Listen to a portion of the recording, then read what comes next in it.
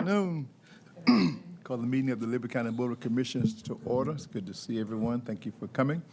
Thank you also, as I normally do, for those who are watching us via live stream. We hope that you will do that at your leisure. Therefore, we'll help you to be abreast of what's going on in Liberty County, Georgia, as far as the Liberty County government is concerned. And if there are additional questions, our staff is available to you. Give a call, set up an appointment, and we'll meet with you and discuss those items that we can. That's how we handle basically our public participation unless there's a rezoning. Then Jeff will let us know we have a public hearing for those kind of things. But otherwise, we'd like you to come down and sit down with us and give us time to have the proper people here to explain or address your concerns. So thank you so much for your participation. Has the meeting been properly advertised, Mr. Brown? Yes, sir. Okay, thank you, sir. At this time, we will stand and have our prayer and pledge of allegiance. Bishop Kendall Page is here. He'll lead us in our prayer, followed by our pledge. How are you, sir? Doing well. How about yourself? Let's pray. Father, we thank you for this day we've never seen and day we'll never see again. Thank you for breath in our bodies and activities of our limbs. God, we thank you for this board that's conducting business here in Liberty County and affecting the whole county, God. We ask you to give them wisdom on operating according to your will. God, we thank you for every meeting, every person that's going to come in and speak, and we pray that you will do everything in decency and order. In Jesus' name, amen. Amen. I pledge allegiance to the flag of the United States of America and to the republic to which it stands, one nation, under God, indivisible, with liberty and justice for all. Thank you, Bishop Page. Commissioner Jones, Frazier reached out and said that he's in traffic, but he's on his way coming out of Savannah. You'll wait on him? No, sir. He'll have to play catch up. The minutes from July will require our approval, commissioners. I read them. I didn't see where Joey made any typographical errors. You can. I second it. Motion and second, we approve the July 2nd and 18th meeting minutes. Any further discussion? All in favor? Show of hands, please. Opposition? All right. Those minutes are approved. All right. Now, tonight, we're going to get to recognize some people and some events. So, resolutions, proclamations, and recognitions. Our first one is we're going to honor someone who's given, I think, how many years? 48 years. 48 years to the Liberty County Board of Assessors. Mr. Ezekiel Walthau is here. If he will come forward, please. Now, Mr. Keith, if you don't do a little lead-in with, or the board chair, I'm sorry, I see the board chair's here. Let her do the little lead-in, if you will, and then we'll.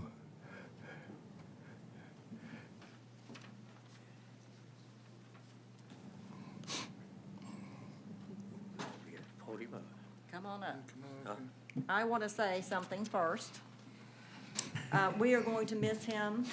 The depth of his wisdom is shocking. He has seen our county grow from very few to where we are today, which is a big difference. We rely on him heavily, and we're going to miss him so much. And he thinks he's out of it, but we'll be calling, I'm sure. So thank you for all you've done for us in this county. Well, I say thank you. It's been proud to serve my county. I've served it on the other side of the Atlantic Ocean for 10 years, and to come home and see that I'm still needed. It's been an honor and a pleasure. Back when I was first appointed to the Board of Assessors, each commissioner would appoint somebody from their district. Mr. Earl Baggs was the commissioner that appointed me first, Commissioner Willie Anderson second, and the terms that I've served in lately, Mr. Commissioner Aaron Stevens. And I've had the pleasure to work with all of the commissioners from the early 70s. So I was appointed July 1, 1976. And not only pleasure working for each of the commissioners with each of their county administrators. The three of those, Walt Anderson, Mike Stewart, and Joey Brown. I think you know him. So the pleasure's been mine. I thank you one and all to be able to serve my people. This is my village that raised me. I'm honored. Thank you. Thank you, sir.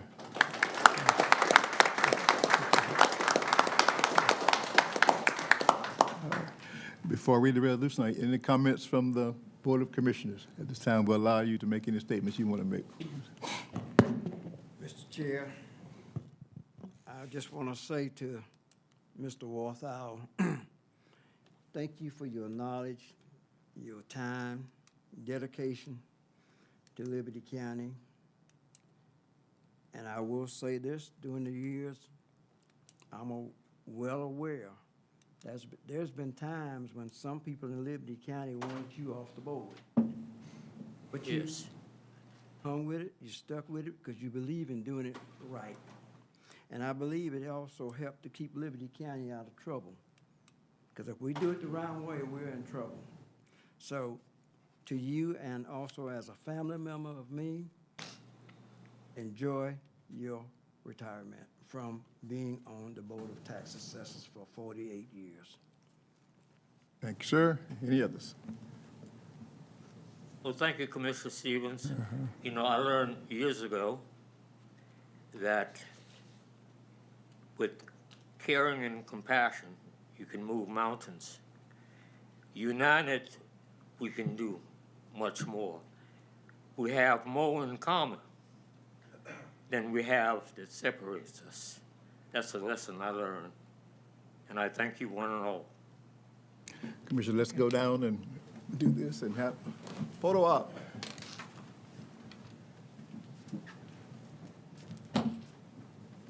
They may want you to walk up there. We'll hold that for you. Okay.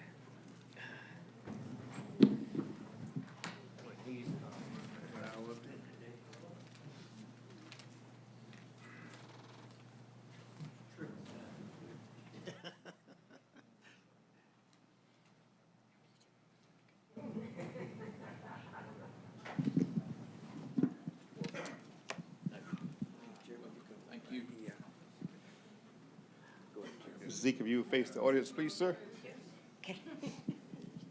Honoring Mr. Ezekiel Zeke Walthour in his retirement, whereas Mr. Ezekiel Walthour has been a dedicated member of the Liberty County Board of Assessors since July 1st, 1976. And we concluded his service on August 31st, 2024, totaling 48 years of exemplary service. Whereas Mr. Walthour graduated from the historic Liberty County High School in 1957, pursued further education in engineering at the Spring Garden Institute of Technology in Philadelphia, and subsequently served as a missionary in Liberia for the American Missionary Association and the Midway Congregational Church. Whereas during his tenure in Liberia, Mr. Walthour was employed by the United States Agency of International Development, serving as an ambassador and aid worker, contributing to the development and maintenance of railroad ties and various humanitarian efforts in Liberia, Sierra Leone, the Ivory Coast, and Nigeria, until his return to the United States on November 11, 1969. Whereas upon his return, Mr. Walthour was appointed by the Liberty County Commissioner, Mr. Earl Baggs, to the Liberty County Board of Assessors, where he served diligently for 8 6-year terms, including 25 years as chairman, and contributed significantly to the community in various capacities, such as Deacon Emeritus at Midway Congregational Church, team captain for Liberty County REACT, and president of the Dorchester Improvement Association. Whereas Mr. Walthour has been instrumental in the restoration of Stevens Landing, the mapping and parceling of Liberty County, and has mentored numerous individuals, fostering lifetime friendships and a legacy of integrity, dignity, and respect. Now, therefore, it be resolved that the Liberty County Board of Commissioners, on behalf of the entire community, expresses profound gratitude and appreciation to Mr. Ezekiel Zeke Walthour for his unwavering dedication and outstanding service. His commitment to doing what is right and treating others with respect will forever be remembered as his enduring legacy. Be it further resolved that a copy of this resolution be presented to Mr. Walthour as a token of our esteem and appreciation, and that this resolution be recorded in the official minutes of the Liberty County Board of Commissioners, adopted the 6th day of August, 2024. Donald Lovett, Chairman, Mr. Joseph Brown, our County Administrator. Congratulations to you, sir. Thank you.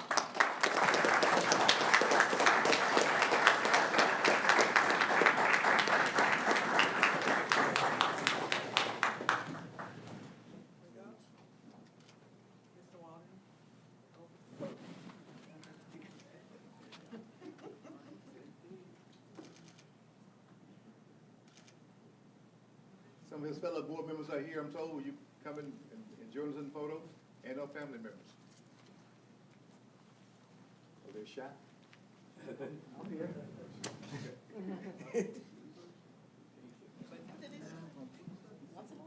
Family or?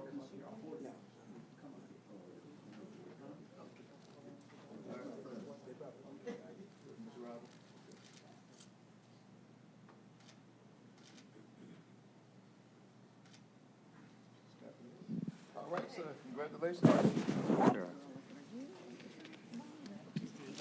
Appreciate you. Thank you for all you done.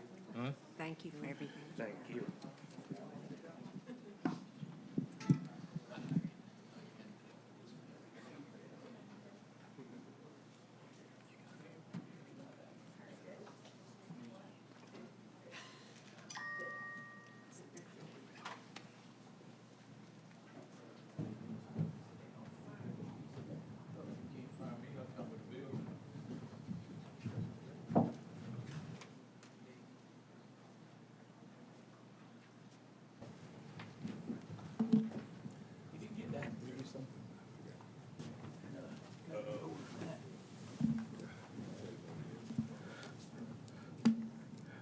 Thank you, Mr. Walthour. You can be excused. You were in the board if you choose to. Certainly, you can stay for the rest of the activities. Proclamation, Mr. Brown, National Black-Owned Business Month. Yes, sir, this is August 1st, August 31st, 2024 is declared as National Black-Owned Business Month. Whereas John William Templeton, historian, and Frederick E. Jordan Sr., a civil engineer, founded Black Business Month in 2004 in an effort to drive policy agenda affecting the 2.6 million black-owned businesses across the nation, to recognize them and highlight the economic impact in their respective communities, state, and nation. Whereas the U.S. Minority Business Development Agency estimates the 2.6 million black-owned businesses in the United States generates approximately $150 billion each year. And whereas black-owned businesses account for 10%, and of U.S. businesses, approximately 30% of all minority-owned businesses, according to the U.S. Census Bureau. And whereas nearly 40% of black-owned businesses are in healthcare and social services, repair and maintenance, laundry services, and other categories, including advertising firms, auto dealerships, consulting services, restaurants, barbershops, beauty salons, and more. Whereas Liberty County supports and joins in this national effort to help America's black-owned businesses do what they do best, create jobs, and ensure that our communities remain as vibrant tomorrow as they are today. Now therefore, I, Donald L. Lovett, Chairman of the Liberty County Board of Commissioners, Liberty County, Georgia, do hereby proclaim August 1st through August 31st, 2024 as National Black-Owned Business Month. In testimony thereof, I have set into my hand and caused to be effect the Great Seal of Liberty County this 15th day of August, 2024. All right, Ms. Leah, are you, and company, I'm sure? Yep, I got lots of company. Yes. Very briefly, we'd like to thank you for signing this proclamation. We'll be before you several times over the next several months celebrating a lot of our minority-owned businesses. The chamber membership is 52% minority-owned and operated businesses. This year, 54% of our new members are minority-owned and operated businesses. So this is our opportunity to celebrate those black-owned businesses in our community. Thank you very much. We're going to come for a picture. Please do. First soul, Ms. Karen.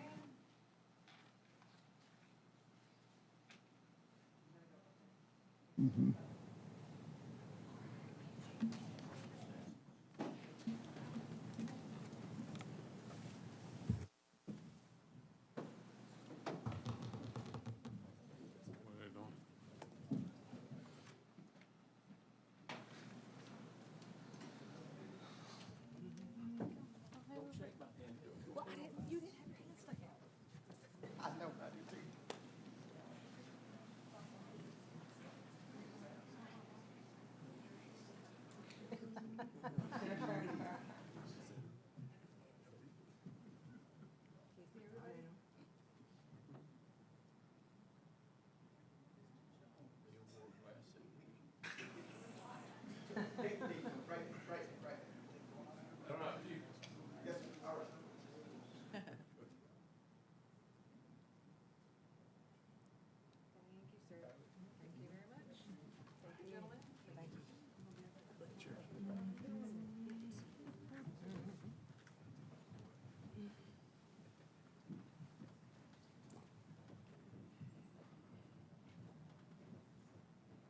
Dr. Bell, you may as well man the podium. Great pollinator census.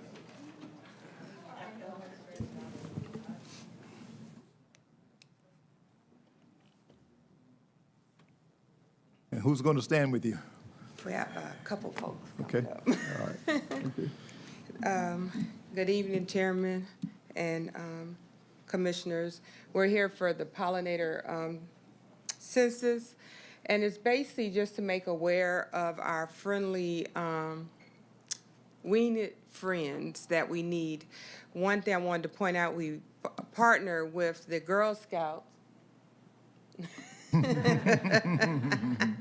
to help make gardens for that help with our pollinators this year.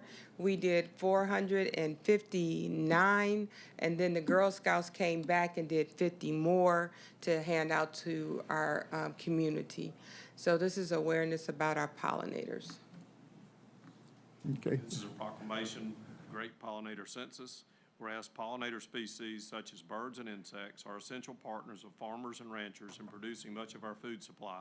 And whereas pollination plays a vital role in the health of our national forest and grasslands, which provide forage, fish, and wildlife, timber, water, mineral resources, and recreational opportunities, as well as enhanced economic development opportunities for communities. And whereas pollinator species provide significant environmental benefits that are necessary for maintaining healthy, biodiverse ecosystems. And whereas the Liberty County has managed wildlife habitats and public lands, such as state forest and grasslands, for decades. Whereas the Liberty County Board of Commissioners provide producers with conservation assistance to promote wise conservation stewardship, including the protection and maintenance of pollinators and their habitats on working lands and wildlands.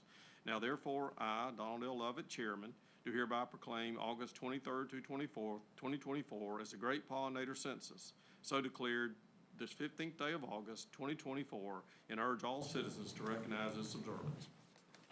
If you all will come. We have, you want us to, we have the next one. Did you want to do the other one, or? Okay, we'll do.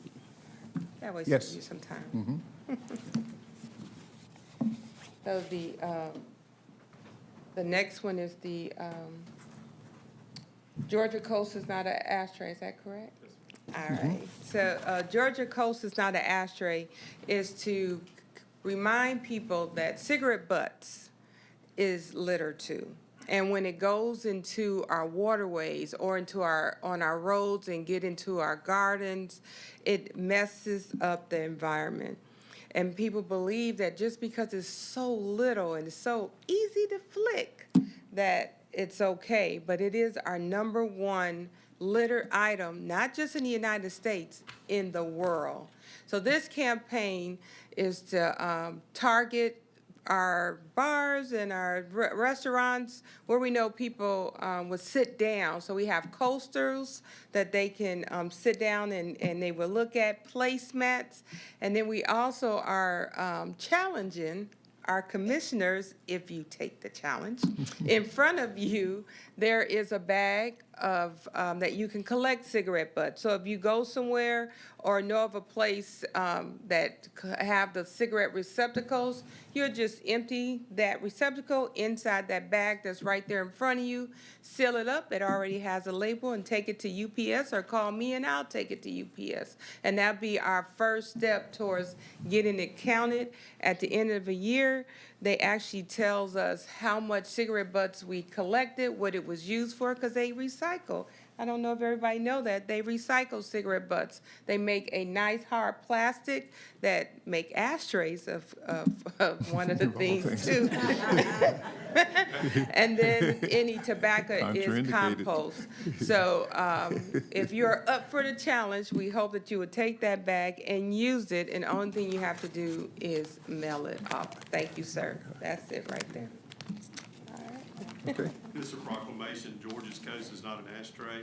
Whereas Keep America Beautiful, the nation's leading community improvement nonprofit organization, has taken aim at aggressively reducing cigarette litter and beautifying communities through the Cigarette Litter Prevention Program, CLPP, which launched in 2002. And whereas according to Litter in America, the Keep America Beautiful landmark national study of litter cost and littering behavior, 38% of cigarette litter is associated with the physical environment, including the number of ash receptacles. The presence of ash receptacles correlates with lower rates of cigarette butt littering. And whereas Keep Liberty Beautiful was formed in 1983 and coordinates with other groups here in Liberty County and with Georgia's 6 coastal counties, participating in the Georgia's Coast is not an ashtray outreach program. Whereas Keep Liberty Beautiful's mission is to engage individuals, businesses, and governments to participate in this joint educational and outreach program, which started June 1st, 2024, and declared August 23rd, 2024, the day for the Georgia's Coast is not an ashtray message drink coasters to educate locals and visitors about cigarette litter be used throughout Liberty County. Now therefore, I, Donald L. Lovett, Chairman of the Liberty County Board of Commissioners, do hereby proclaim August 23rd, 2024 as Georgia's Coast is not an ashtray awareness day. In Liberty County, we urge all organizations, businesses, and citizens to find ways to keep Liberty County beautiful. In witness thereof, I have unto set my hand and cause the great seal of Liberty County to be affixed on this 15th day of August, 2024. And we do give out free, Keep Liberty Beautiful give out free cigarette receptacles, standalone, and the ones that go on the pole. Only thing you have to do is let us know. Plus, I would like to personally invite you to a movie we're having Saturday. We are plastic people too, because cigarette butts are made out of this plastic. It will be at the Liberty County Community Complex from starting at 10 o'clock. Free popcorn and drinks and candy, so come on out. And I forgot to mention, when we do the pollinator census and we work with the Girl Scouts, you know they don't do anything without cookies, even though if you read that article, they are more than cookies. They do have cookies for you today, and that's it. Okay, all right. So which photo art you want to do first? The pollinators? Okay, let's do that, man. Then we'll do the coast.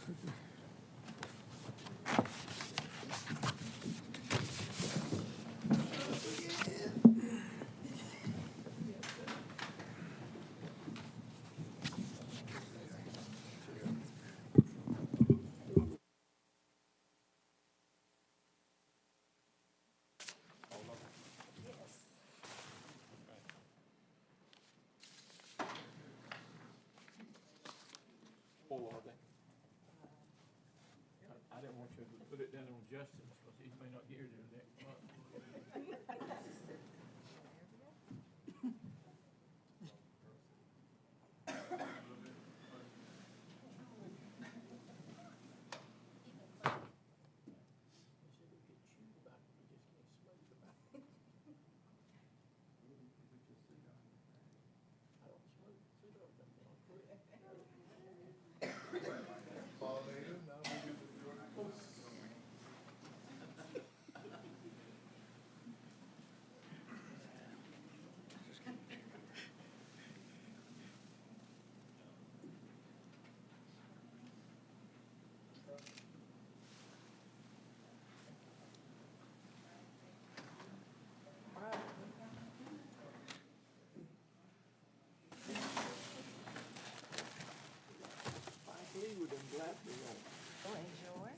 Okay, all right.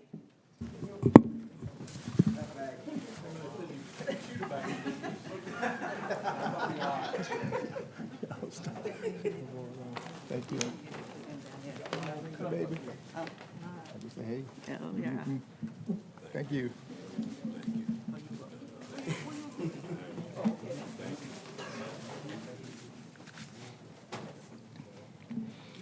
All right. Let's keep it going with recognition of the Summer Youth Employment Program mentors. Who's going to drive this train, Mr. Murray? Mr. Murray. Yeah. Educator Murray. How's school year so far? Hey, so you know I just had a baby, so I'm at the house. I'm on leave. Yeah. So, but really quick, we're not gonna make this. We're gonna make this very quick. We're here to acknowledge the mentors that that helped us out, with our summer employment program this year. We've been doing this for going on 6 years now. We just want to thank the Liberty County Board of Commissioners for giving us the opportunity in this platform to be able to impact our youth here in the community. So we just want to thank you guys, and it's been a blessing working with Mr. Joseph Mosley and Ms. Laura and Ms. Teresa. She had to move, but we really appreciate her. She did a lot of the legwork, especially with these beautiful plaques that you have right here in front of you guys today that we're getting ready to present. So I'm going to just bring the mic over here and then, call out all of our, I hope they're here, but if they're not, it's okay. So we have Emergency Management Agency, with that being, where's the Emergency Management Agency? Mr. Robert Dye. Yes, sir. So, y'all could clap for him if y'all decide to. Yeah, he's been helping us since I've been here. So thank you again, Mr. He's running on fumes. Oh, yeah. Next, we have the Record Center. Is the Record Center here today with us? No Record Center? Okay. All right, we're going to keep it moving. Informational Technology Department. Yes, sir. Yeah, so that's Mr. Clinton, you guys back there. So On field. Mike. thank y'all so much. Informational Technology. IT, yes, ma'am. We have the Finance Department. The Finance Department here? Yes, she's here. Yeah, look at her. She's always smiling. Thank you so much, Finance Department. We really appreciate y'all. Thank y'all so much. Next, we have the Recreation Department. The Recreation Department. I didn't see him, but. Oh, they wanted me to pick it up. Oh, they wanted Ms. Laura to pick it up. All right, so we're going to leave her. Got you. Awesome. All right, so next, Tax Commissioners. Tax Commissioners. No Tax Commissioners? Oh, they just left? Okay. Well, we'll make sure they get it. We'll make sure they get it. Keep Liberty Beautiful. Yes, that's Miss Karen Bell. Yeah, y'all clap it up for her. And she's awesome. She's been able to take more than 3 if we decided to allow her. Brave. Liberty County 4-H. I didn't see him. Liberty County 4-H. Okay. All right, we'll keep it moving. We have Emergency Medical Services. Yes, Miss Crystal. Aren't these plaques beautiful, y'all? Y'all, please don't drop these, because and listen, we put a lot of work into this. Board of Elections and Registration. Yes, that's Miss Rhonda. Thank you so much for your service. All right, so next we have the Coroner's Office. Is the Coroner's Office here today? No, I didn't see them as well, too, so we're going to keep it pushing. District Attorney's Office. Yes, she's here. Yeah, y'all clap it up for her. District Attorney's Office. Miss Jackie. Miss Jackie, yes. Here you go. All right, now keep it moving. We have Miss Delisa Cliff. Is she here today? Miss Delisa Cliff? No. I didn't see her. That's okay. So Human Resources, that's you, Miss Laura. Thank you so much, Miss Laura. We can just keep yours right here as well, too. Y'all can give Miss Laura a hand clap as well. She worked very hard. Diversity Health Center. I didn't see them. I didn't see Diversity. All right, we got a couple more left. The VIP office. VIP. Nope. Okay. Miss Crystal Hart is here, though. Yo. So, Miss Crystal, here you go. Thank you so much, Miss Crystal. Last but not least, we have the Live Oak Public Library. Are they here today? Yes, they are here. Thank y'all so much. Thank y'all so much again. So I know you guys have been doing photo ops the whole time, so I don't know if you guys want to come back down here. I mean, it's up to y'all. So We coming. For y'all coming? You know what? Y'all should for these nice plaques. Y'all definitely should. All right.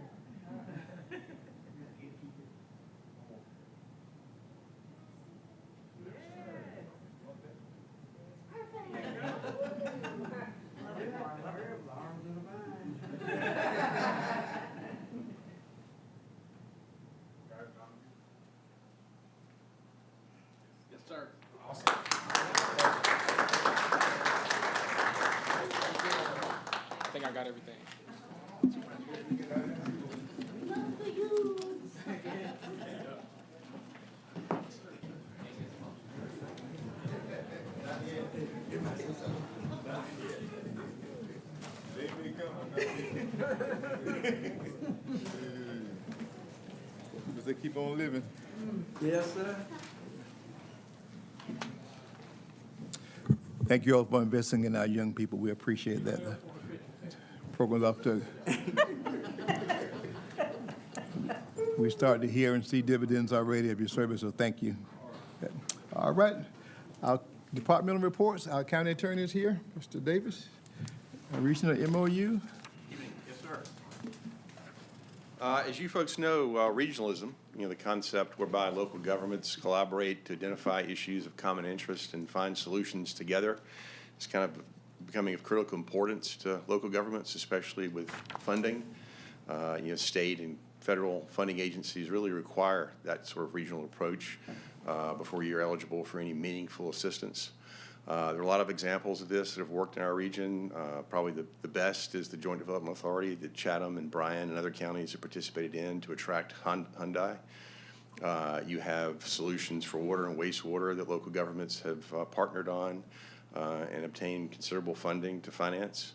And so over the course of the last year, area governments, particularly McIntosh, Long, and Liberty, have been working together with their joint development authorities to kind of collaborate and identify issues of common interest that they could work together on, from water and wastewater to economic development. There are a whole host.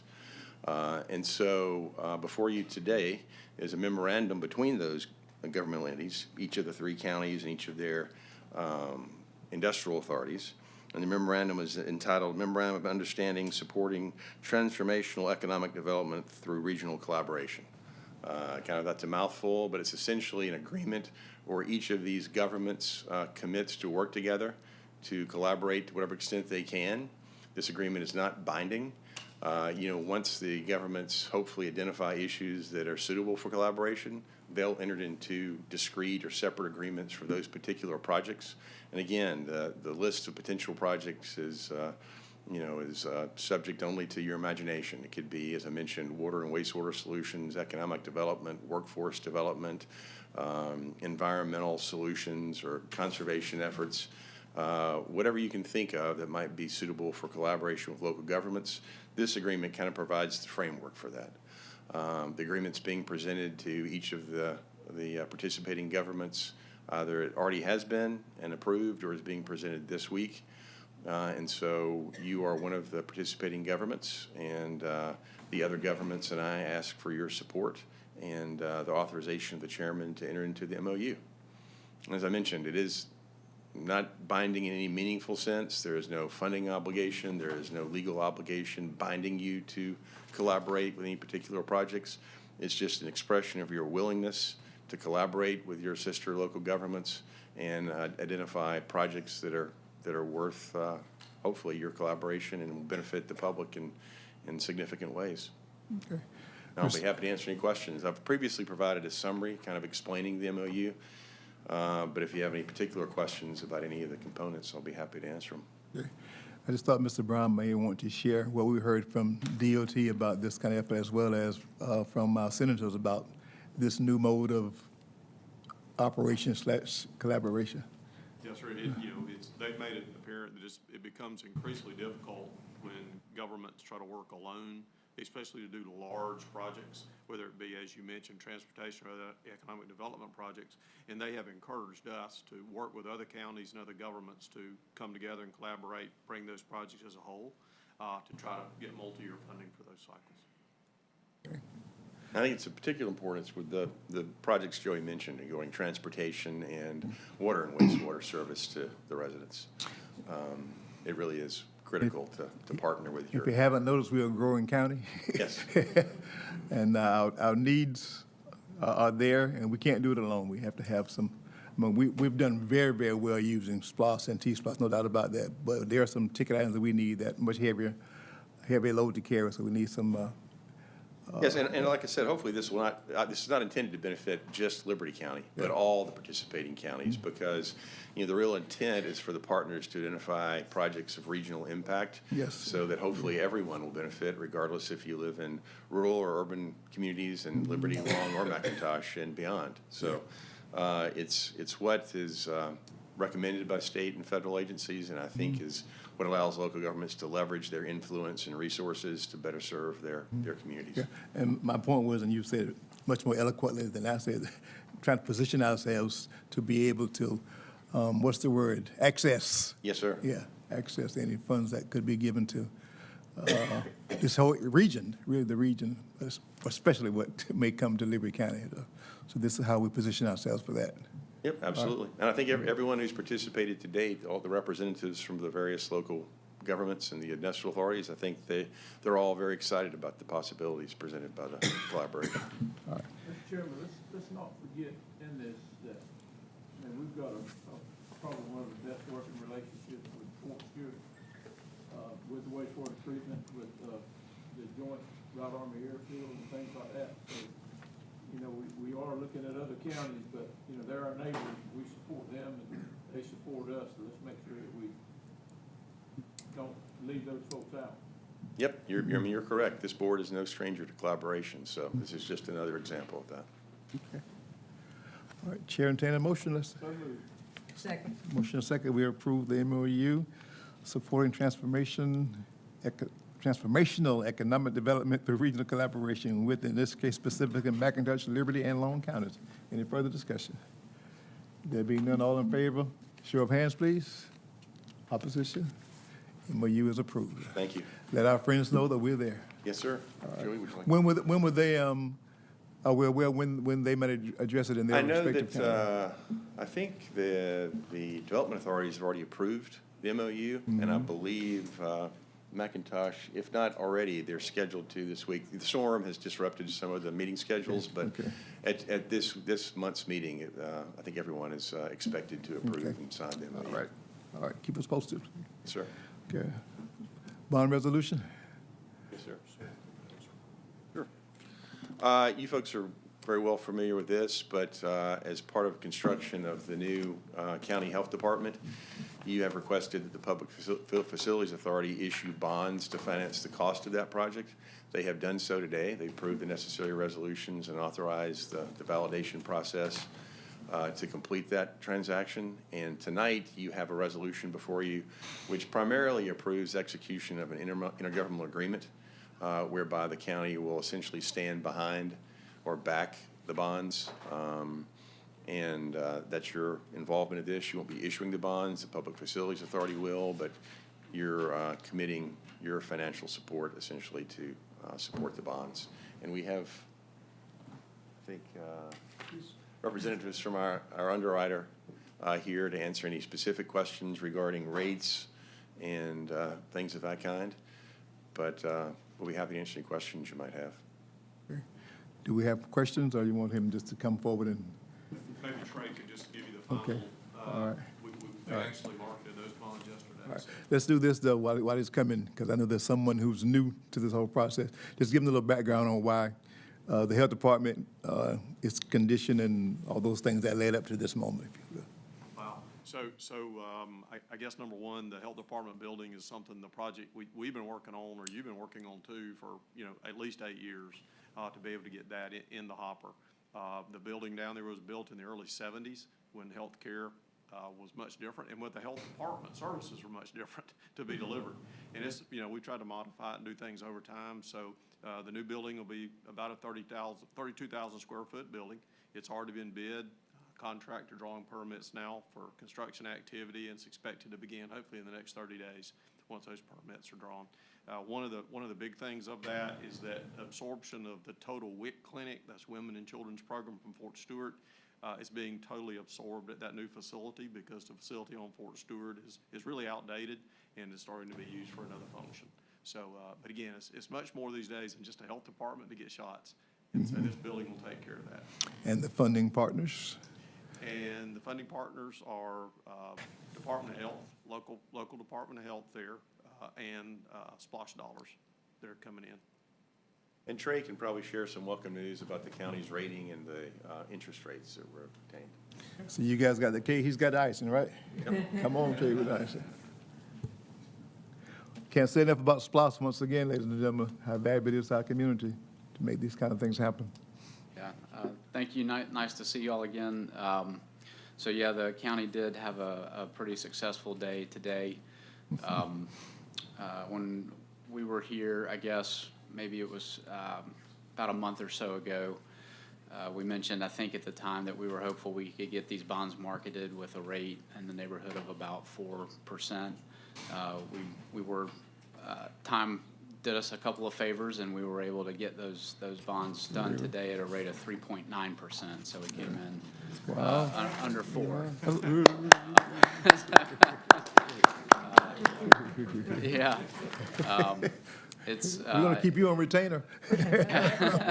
So it was a great day, and a lot of that, the reason you're able to get that low of an interest rate is because of the county's strong credit rating. So any time you do a bond, particularly a public bond that gets marketed nationwide, which was done this time this way. Last time the county did that was in 2020. You have to get your credit rating assessed and renewed with one of the national rating agencies. And so we went through that process with the county staff, and Moody's came back and validated the existing rating. It's a AA3 rating, so that's very, very strong for a county your size. The highest rating you can get is AAA, so that would be, state of Georgia is a AAA. So you're just two rungs below that, and really, really strong rating. And a lot of what goes into that is obviously the county's finances play a big role in that, and y'all have just done a very, very good job managing your resources. And so it was a good day. I think with the resolution, I can be on my way. I might need to get one signature from you, Mr. Chairman, before I go, but I'd be happy to answer any questions. Mr. Chair, I just got one, it's not a question, but we appointed Ms. Renee. Are you the chairman of that? Yes, sir. And could you just briefly tell us your doings with this, if you don't mind, Mr. Chair? We always appoint people, and sometimes we never hear from them. Because they're working behind the scenes. Yeah. Good afternoon, Hello. Mr. Chairman and Hello, ma'am. Commissioners, and Commissioner Stevens is my commissioner, by the way. My name is Renee Camper. I am the chairman for the Liberty County Public Facilities Authority, and we also have another member here with us, Councilwoman Luceria Lucky Lovett, if you'll just wave. And yes, the Public Facilities Authority is responsible for financing public facilities in Liberty County. And so it was our pleasure today to make sure that we were able to approve the bond resolution for the new health department. And with the help of Mr. Brown and Attorney Davis, we were able to make that happen. So thank you so much. Thank you. Did we get a picture of the happy dance y'all did? Thank you guys for what you do.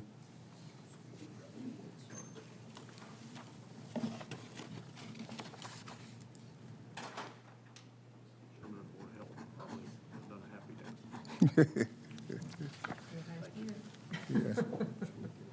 Okay. Cannot say enough from the Commissioner Stevens about the Board of Health and their efforts to make this happen. I mean, they were role models.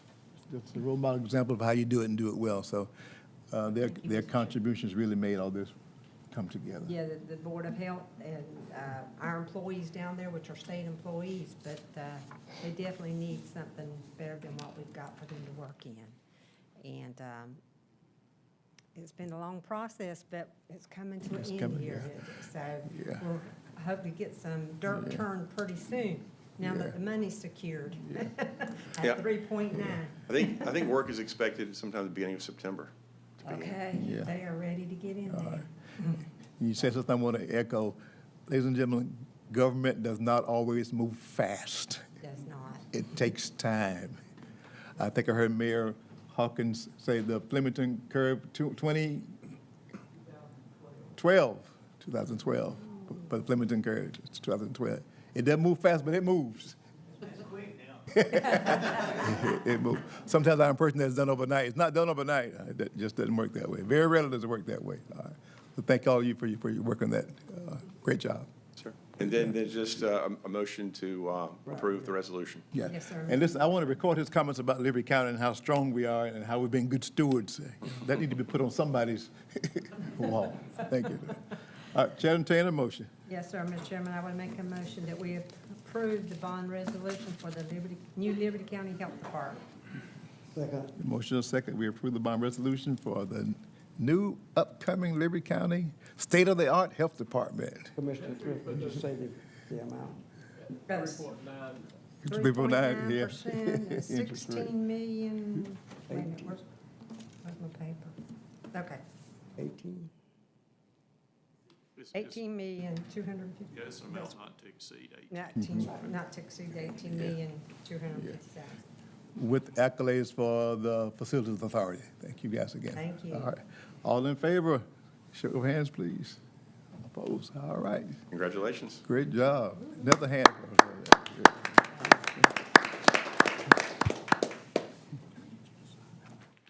Sir. All right. Thank you.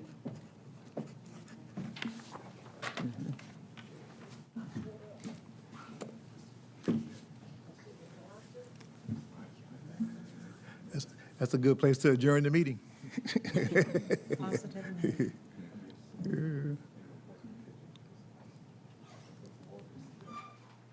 Okay, all right. EMA, Mr. Bob Dow's gonna come and update us. Another office has been working hard the last couple of weeks, and this is just the beginning of the season. Hey, Mr. Chairman and Commissioners, give you an update on Tropical Storm Debby. I'm going to start back to August the 3rd, really. I'm going to brief through it real quick here. So we was in the preparation phase on August the 3rd. Started getting a lot of confirmation, started doing some weather briefs with the National Weather Service out of Charleston. On August the 4th, which is a Sunday, we requested 10,000 sandbags, and thanks to Mr. Wells and his team, we got the sandbags and we got some sand. On Monday, we opened up those sandbagging filling sites. They were going, I went out on Monday at 10 p.m. in the rain, and the people were still using them, so that worked out good. We coordinated with the first responders and the leaders with all of our ESFs. We had 2 weather briefs per day, starting on that Sunday through Thursday with the National Weather Service in Charleston with all the ESFs. August 5th on that Monday at 1800, 6 p.m., we activated the EOC to a full staff. We continued with community messages through Facebook, continued storm updates, shared some health hazards from DPH, decontaminating private well information on our Facebook page. We also opened up the non-emergency phone line right there in the EMA and the EOC office. We activated our CERT team to take the phone calls to help with the influx of the phone calls that we was expecting to get. We received about 20 calls. We continued to update and disseminate all the information that we was getting. So we're moving through Tuesday. We closed the EOC down on that Tuesday. On Wednesday, we sent out our damage assessment team of what we had, knowing damage that we knew we had right there and at that time. They completed that damage assessment. Thursday, we still was getting some weather updates. And then Friday morning, we started getting some calls with the flooding out in Mount Olive Church Road and Pate Rogers Road out in the Fleming community. We also was going to continue our communication with the Board of Education. They were calling and getting updates from us to make the decision on the schools and for the safety of the children. On 10 August, Red Cross, we talked to Red Cross because we was thinking with that flooding going on out there, we just need to be prepared if we have to evacuate some residents out of that area. So that coordination went good. We didn't have to evacuate. One family left on just more of a precautionary measure, so we didn't really have to evacuate anybody. So Friday, yeah, we was out in the area, making sure people were safe. Saturday, same thing. We did some pictures, we did some drone flyovers, just to have for historical documents. One thing I want to talk about, the flood. So if we talk the Ogeechee River, on August the 4th, it was at 7.65. On August the 10th, it was 17.97. Wow. The Canoochee River, on August the 4th, it was 7.97. And August the 8th, it was 18.11, which broke the record as high it's ever been. So it was a 100-year flood. I don't think anybody, and we talked to a lot of residents out in that area, they've never seen anything like that. We did get about 10 to 12 inches of rain. Midway got some excess of 7 inches of rain. Hinesville, same excess of 7 inches of rain. And Gum Branch was in excess of 14 inches of rain. Do this for me, if you will, because there's some folk listening who are not at your level of understanding this. Because if I ride down 196, I don't know that the Canoochee is even in this, approximately in the area. So really, the Canoochees, you got them running from Bullitt County down through there, and when it came through, it just didn't have nowhere to go, and that's why you got the flooding on the 144 all the way through Richmond Hill in that area, sir. Let me see what else. So on Saturday we had GEMA down. We had GEMA down with us out in the area. We was looking at doing some assessment. There was too much water for us to do anything. On Monday, GEMA came back and we end up doing some damage assessments out there. As of right now, and we're still getting some calls. We had total of 17 structures that were affected. You had 2 affected, 6 minor, 8 major, and 1 destroyed out in the Walterville area, sir. During the storm, we probably had approximately 250 customers without power, but it didn't last no longer than 8 hours, so that there didn't come into a thing. Tomorrow, all those damage assessments that Keith and his team did and GEMA did, FEMA they'll be at my office at 8 o'clock in the morning, and we'll go back out to verify those damages, and we'll be on the lookout for more damages. If people have damages from the storm, they can email us at libertycountyema@libertycountyga.com, or just call our office at 368-2201. We're still in the middle of it. We haven't done an AAR yet, but once we start winding down, we will do an AAR, and we'd be more than happy to come back and share that with you. On our Facebook page, we've got how to decontaminate private wells from the DPH, and we just shared it from the DPH website, so that's a good thing. They have been testing, and the testing's free. If you give them a call, they'll come out there and do the test. Also, that community is going to be doing a cleanup on Saturday, and I've talked to United Way, and we've got 150 buckets. They just delivered my ways over here. So we will take them out there on Saturday. Georgia Baptist has been a big partner in this, and United Way has been a big partner. Red Cross has been a very big partner. And it's subject to any questions, sir? Commissioner Jones? Yeah, we talked to a lot of people out in the area. I know a couple of the commissioners, they was riding in the trucks. The neighbors out there took care of us. Hey, we take you in our truck to high back. You know, they got some big trucks out there, so. Y'all did a good job. Thank you, sir. All of us informed, but we could talk to different folks. I appreciate everything y'all done. Thanks, sir. Mr. Chairman. Yes, sir. I'd like to thank Bob and his team for all that y'all did for that part of our community, our district, And Mr. Clinton Wills also, I know y'all worked tirelessly to evaluate what we had going on, try to visit as many citizens as we could. I had the privilege to ride along with y'all for a little bit on the weekend. And for the most part, the residents that we encountered, everybody was upbeat. We really didn't experience anybody with any sour attitudes. Everybody understood what we were under. Like you mentioned, a once-in-a-thousand-year storm. I think it caught everybody by surprise, the magnitude that it was, but everybody we spoke with, for the majority of the residents on Pete Rogers and Mount Olivet, were upbeat, and they understood what we were challenged with. And I like to thank the residents from those communities for being so patient with us. And as we got information, I relayed it to as many of the residents that I could. Again, thank you for allowing me to tag along with y'all and see what y'all do. And I learned a lot from you and also Mr. Wells. So thank you for all y'all did. Thank you, sir. Mm-hmm. And you had to relocate how many people from the nursing home in?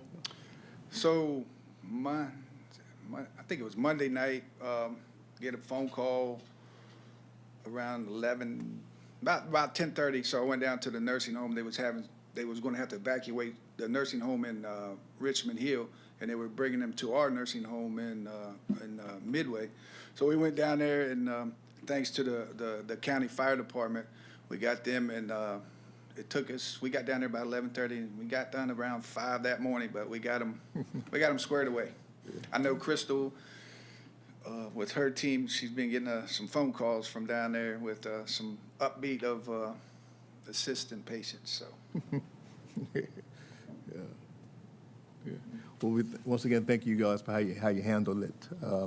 Appreciate it. I know you were working tirelessly even before, and then certainly this kind of flooding caught us all by surprise. Yes, sir. But we did the best we could to manage it, and I'm glad to hear that the community was upbeat about it, and we got some comments from some people, so we appreciate the neighbors helping themselves, really. Yes, sir. That was, and they were all, hey, we got it. We don't need anything, but they was just a community. That community, I mean, they were helping oh yeah, I checked on him, he's good, or we got him straight. I mean, they was helping each other. All right. And you passed out flyers that has all the yes, sir. And we're going points to of go back contacts. out there. We did pass out some, and we're going to go back out there on Saturday. We'll be out there on Saturday to take them buckets to them. Okay. In the meantime, give me your number again if they need to call. It's 368-2201. Okay. If they have some damage, we can get it out. Okay. Thank you, sir. Found you good? Yeah, I just, the only thing I want to mention is as those damage assessments are done, they're sent to GEMA. GEMA sends those to FEMA, which is why they're trying to be collected so quickly. In the area of impact, not just Liberty County, but Bryan and Chatham and anywhere else, FEMA then makes a determination if there's enough damage dollar-wise to declare a disaster there and then authorize federal funds for that purpose. So we're staying on top of that. Obviously, as that comes out, we'll get that to any residents that were affected. They would then, most of the time what happens following past events is FEMA would then, stage someone in the area, and then they would entertain folks to come by and apply for that assistance. I will tell you that the other opportunities there is SBA loans, Small Business Administration, that does offer some assistance to that type of stuff. Of course, that's a loan program, but those are active right now. So, we'll get that information out also as it comes. Okay. We'll be as proactive as we can. Yes, sir. Thank you, sir. Thank you. Appreciate you guys. Thank you. Mr. Wells. How many hats do you wear, my friend? A few. Good evening, Chairman, Commissioners. We sent out proposals to replace a couple trucks, roll-on, roll-off, and a front-load garbage truck. We got them back, and Mr. Mosley scored them. Y'all know that. So, on the roll-off truck, SWAT out of Statesboro was the high score, $230,000. And he was probably the high score because he can get a truck quick.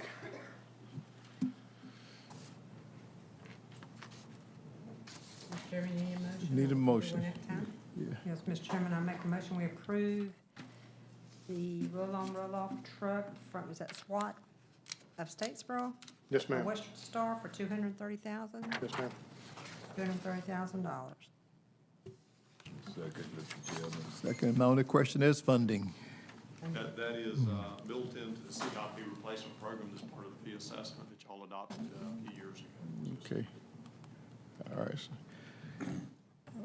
All in favor, show of hands, please. All right, motion passes for the roll on up $230,000. The second truck was a front-load garbage truck. SWAT out of Statesboro was the high score on that for $373,656. Did you say Mr. Mosley helped? Yeah, he scored them all. Yeah, he does do it. He does it. That's what I thought. Chair, entertain a motion. Yes, Mr. Chairman, I make a motion, Second. approve the SWAT truck for $373,656. Yes, same funding mechanism, Mr. Brown? Same one. All right. Any further discussion? All in favor, show of hands, please. All right. I'm sorry, I should have told y'all, SWAT actually stands for Solid Waste Applied Technologies. That's the name of the company. I got to ask you while you're up, your tractor's up and going? Like when last time you came, you were having tractor problems, so. Yes, yeah, we got the tractors going. We got 3 of them. Of course, you got sidetracked with Debby, so you Yeah, probably yeah, hadn't we're much back time on to- it again, but Yeah. we got them going. Okay. Just trying to hire employees now. Okay, and the report on the dirt roads in the county? Dirt roads is fine. The only road I know that's got water on it right now is Phillips Road, and it's not much, it's going down. Okay. The we school, still- school bus is able to School access? bus is going, me and Commissioner Jones, actually, Commissioner Jones was meeting with him Sunday to go over to the school shop, making sure everything was good, and we talked with him, and All right. everything's good. We still got some more work to do, but they're Adam driving. Passable. All right. Thank you, sir. Appreciate you. Great job. Clinton, Appreciate you. Mr. Chairman, I just want to thank Clinton for the, helping us with the solid waste in Hinesville. You kept the landfill, the transfer station open the whole time, and that allowed us to pick up trash as scheduled. We didn't have to postpone anything, so appreciate your help down there. I know, but I won't say that. Yeah, You and know. I already talked about Yeah, that. we so know. won't say Yeah. that. We won't say nothing about, oh, what's his name over there. Thank you, Lord. Thank you. Appreciate it. Thank you, Mr. Wells. Okay. LCPC, Mr. Jeff Rickerson.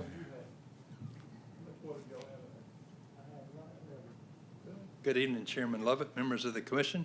Hello, sir. We have 2 rezoning items for you, which have been advertised as public hearings at your previous meeting and continued on to tonight. So the 2 rezoning Chair, items. take a motion to go into public hearing for a rezoning. Second. Second. All in favor, say aye. Show your hands, I'm sorry. All right. Thank you, sir. Our first petition tonight has been submitted by Ronald Wright on behalf of the Nathaniel Jones estate to rezone 3.12 acres of land from C3 highway commercial to A1 agricultural. They want to build a duplex and a single-family home on some of the property. The property is located at 6158 East Oglethorpe Highway in an unincorporated Liberty County, just beyond the Leroy Cofer intersection. And this is the sign on the property and our ad in the Coastal Courier. And this is general location, Highway 84, railroad track, Leroy Cofer here. So it's just beyond Leroy Cofer on the left-hand side of the road, just past Proverb Lane there, and Homestown Road before that. And this is a zoning map, just showing you what the zoning is. Most of the area around it is zone A1 agricultural. Mr. Nathaniel Jones got some property rezoned by the commission, I think in the late 1980s maybe, and operated a car lot on the frontage of this property. But that property is all vacant now. But the frontage of this property is still zoned commercial, and the estate would like to rezone some of the back part of that commercial from some of the back part of the commercial property back to A1 residential for the stated purpose of putting some housing back there. Flood map, big talk lately. Good bit of this property is in the floodplain, the 100-year floodplain. You can see there. The part that's in question up here with this rezoning is all out of the floodplain. That's the commercial C3 that they're wanting to rezone. And the wetlands, there are some wetlands on the property in the very rearmost part of the property, as you can see there. And the narrative, this is just the narrative from the estate saying that Mr. Jones is deceased and Ronald Wright is the executor of the estate.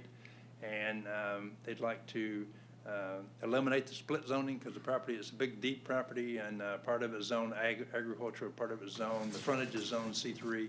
They'd like to rezone some of the C3 back to residential so that they can, or to agricultural so they can build some houses back there. And this is just the plat of the property.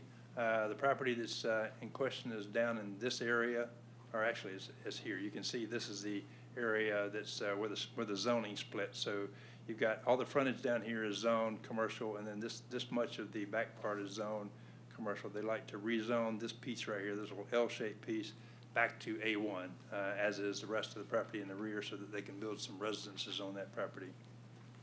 And this is just a better illustration of that, just showing the area that they want to zone back to A1. They want to leave this frontage their zone C3.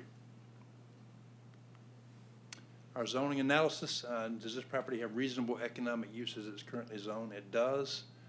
This proposed use is consistent with the JLUS study. The number 3, does the proposed use conform to the Liberty County Comprehensive Plan? The comprehensive plan designates this area as agricultural forestry, and that's what they're asking for in the zoning, so it's very, very compatible. Number 4, will there be an adverse effect on the value and usability of nearby properties? No. Is this proposed use suitable in view of nearby uses? Yes, there are residences all around. Number 6, will this proposal create an undue burden on transportation, streets, utilities, or public safety? It will not. Number 7, will this create a short-term gain at the expense of our long-term goals? No. This will not create a domino effect on surrounding properties. Number 9, we haven't identified any unique historical sites that would be adversely affected by this zoning. Number 10, you saw on the maps that I showed earlier, this portion of this property is in flood zone 8. Number 11, this is not spot zoning. And number 12, are there any unique conditions that support approval or denial? And our answer there is that this will eliminate some split zoning, which is always a good thing to not have one piece of property that's zoned 2 different things. So Planning Commission heard this at their June 15th meeting, and they recommend approval with standard conditions. And I'd be glad to answer any questions. And I think the applicant is here as well. Okay, and did you have any opposition to the? We did not. Okay, let's hear from the applicant then. Right. Just in your own words, sir, you don't need to, we don't need an Abraham Lincoln speech, just yes. How you doing? Good. Yeah, just give us an overview of what your plans are. Well, we had the whole property, surveyed and put into 5-acre lots. So I'm breaking everything down so that I can, sell them off to other people. Okay. Would this be, our water lines are there? Yeah, there's a water line. Water line is definitely going all the way to the back, isn't it, Mr. Brown? It does. It runs. Yeah. It Yeah, runs the water line runs all the way back. Right, yeah. Yeah. But Mr. Jones never connected to it. No. Yeah. I'm thinking too, this, just chatting with you kind of sort of, you may already know this, so I apologize if I'm repeating something you already know. The option is to leave the front commercial, am I right? Yeah, the very front. All right. Yeah, we'll stay commercial. If at some point in time that the front is a commercial venture, then you may be asked to have a buffer between the commercial and the residential. Okay. All right, so just keep that in mind now. Okay. Very rarely now. How much of a buffer? It varies. I mean, Jeff might want to address it. It can vary, but we try to protect commercial from being right on residential. Well, that makes sense. Yeah. Yeah. It would depend on the use. If it, the more intense the use, the more buffer the Board of Commissioners might consider on that. Okay. I mean, I can go either way because I don't know exactly how everything's going to work out now because I would leave it commercial or I might go to A1. I'm not sure yet. Yeah. Okay. And once it's sold, see, those people who buy those residential lots, they'll be the ones concerned about commercial being right here to them. Exactly. Yeah, yeah. Ask us how we know. Yeah. Yeah. Ask us how we know. And it makes a lot of sense. Yeah, that's what I'm, just throwing that out to you. Yeah. Throwing that out to you. Throwing that out to All right, you. but they don't have a certain specification. Like Jeff said, it varies. It varies. We'll check back with It you. varies. But we always like for the developer to be progressive and to offer. Okay. Well, I'm trying not to be a developer. You hand it off, yeah. But whomever's. Exactly. I Yeah, understand. they'll have to deal with that. I'll pass that on. They'll deal with it, and guess what? Then they'll be dealing with us. I'll pass it on. Okay, all right, okay. Tell me about, Commissioners, you may already know, so a duplex and single-family homes? Yes, as far as, that's the plan. Okay, all right. Yeah. Am I envisioning something like Mr. Walthour built right kind of across the road? Thanks. So you're looking at what Mr. Walthour has right by Homestown Road? Something like that? Yeah. Yeah. Okay, Yeah, exactly. okay. Now, there's a cemetery on there, and I donated the cemetery to the church, Wilderness. Mm-hmm. The cemetery that's on there, I donated to the Wilderness Church. Cemetery zone? Yeah, so, free of charge, I just gave it to them. Baby, okay, all right. I just don't want to get into the weeds, but I'm just thinking all It's these. okay with the cemetery too, right? Sir? I said with the cemetery, I donated the cemetery to the church, the Wilderness Yeah, if the Church. cemetery is pre-existing, then it's pre-existing. Yes. Yeah. Mhm. Okay, All right. all right. Ready for a motion? Yes, sir. Mr. Chairman, I make a motion that we allow the rezoning from C3 to A1 on 3.12 acres. Is there a second to the motion? Motion second, we approve the rezoning request as presented for 2024-037, Liberty County Board, Liberty County, LCPC, thanks, sorry. Any further discussion? I know it is rezoning, Mhm. but you brought up a good point, Mr. Chairman, on Yeah, the inset, yeah, rest there, off of that state route. yeah. I don't know what would happen, and Jeff, you may be able to comment on it, if there's commercial on the front. Of course, you'd have to, I don't know if they'll let the commercial go into the residential area in the back, so at the point now, they can go down the road that Mr. Nate used to live on, the dirt road, and go in. Well, I named the road, 911 wanted me to name the road, put a name on the road, so they named it Pecan Lane. That's the one that goes down it now, or the? Yes. Right, Okay. yeah. Yes. But for 911 purposes, Right. I had to name it. But if you enter somewhere else on 84, you'll probably have to get some type of a state permit. Yes. You know, Yes. keep Yeah, that in DOT, mind yes. that, like you said, this is just a Yeah. rezoning, so. Yeah, I'm familiar with that. But you're the executive for the entire state. You're in charge of the entire estate. Yes, Okay. yes. All right. But your plans are to sell those residential lots. Right. So you're not the developer, but you just. I'm not a Okay. developer. Let's get it right. You want to make that clear? I'm gonna make that clear. I'm not a All developer. right, all right. But here's our point. The developer, if he has not spoken with this man, he may need to come talk to this man. You know, you want to be ahead of the game, so don't want to be caught by surprise. Yeah, we Okay, talk back and forth. okay. All right. Just trying to help. Okay, I appreciate it. Did we vote? No. No, all in favor? Y'all were waiting for me. All right. It's approved, sir. Okay. All Thank right, you, Mr. Wright. Yes, sir. Have a good day. Trying to save somebody some heartache, Mr. Wright. Trying to save somebody some heartache. I sure appreciate it. Yes, sir. All right. All right. Rezoning petition 2024-045. Yes, sir. Our next petition has been submitted by Michael Volan, and he's responsible for the Stephen Berg estate. And they're wanting to rezone 42.87 acres of property from A1 to R20, single-family residential, for a single-family residential subdivision. Y'all might recall, this is the old aerodrome property off of Old Grass Island Road that Mr. Steve Berg operated for many years. This is the sign on the property and the ad in the Coastal Courier. And this is the shape of the property, aerial view. It looks like a number 1 there. It kind of goes from Old Grass Island Highway here down to the marsh. So a good bit of this property is in the marsh. They're wanting to do the subdivision on the on the upland part of this property here. There's a separate piece back here that'll be a separate, but they're wanting to rezone the entire property R20.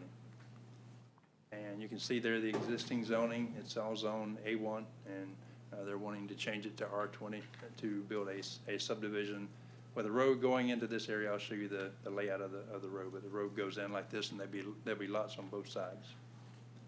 The wetlands is back here in the back where the marsh is. You can see the uplands over here, and then the main area where they're wanting to build the subdivision off of Old Grass Road there.